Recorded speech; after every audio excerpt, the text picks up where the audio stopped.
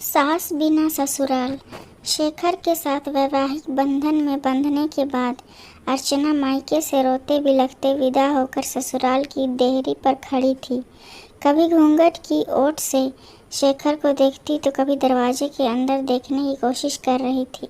अंदर से कुछ आवाज़ों को सुनने के सिवा वह कुछ भी समझ नहीं पा रही थी। उसे ये तो पता था कि शेखर की माँ नहीं, यानी वो सास बिना ससुराल में जाने वाली है। काफ़ी देर बाद भी कोई गृह प्रवेश के लिए नहीं आया तो उसने शेखर की तरफ आशा भरी नज़रों से देखा, क्योंकि वो खुद भी काफ़ी थकान महसूस कर रही थी। शेखर ने शायद अर्चना की नज़रों की भाषा पढ़ ली थी। वो अपनी छोटी बहन को बुलाकर लाया और उसके कान में कुछ कहा। थोड़ी देर में बहन कुछ औरतों को साथ लेकर आई और अर्चना का गृह प्रवेश करवाया। आगे भी कुछ रस्में हुई। इन सब के बीच अर्चना तो ये समझ ही गई कि सास बिना ससुराल का मतलब है बवाल। धीरे धीरे सारे रिश्तेदार चले गए। कोई अपनापन दिखाता तो कोई बेगानापन।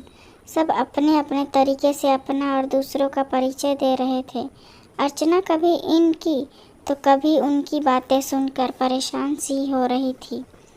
लेकिन धीरे धीरे ससुर, पति और 2 छोटी नंदों के साथ अर्चना अपनी गृहस्थी की गाड़ी को रास्ते पर लाने का प्रयास करने लगी।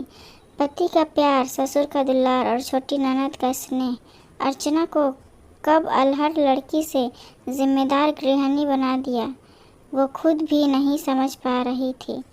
पर इन सब चीज़ों के बीच उसके दिल में एक चीज़ की कसक रहा करती थी कि उसकी भी सास होती। शादी के समय सारी सहेलियां उसे काफ़ी किस्मत वाला मानती थी कि चलो ससुराल में सास की किचकिच नहीं रहेगी। पर सच्चाई तो ये है कि जिस घर में सास ना हो, उस घर में आने वाले सारे लोग सास ही बनने की कोशिश करते हैं। अर्चना भी इस बात को समझती थी, तभी तो दिल ही दिल में फैसला कर चुकी थी कि वो अपनी बेटियों की शादी सास ससुराल में नहीं करेगी। दोस्तों, कुछ रिश्ते नमक जैसे होते हैं। सास का भी रिश्ता कुछ इसी तरह का है।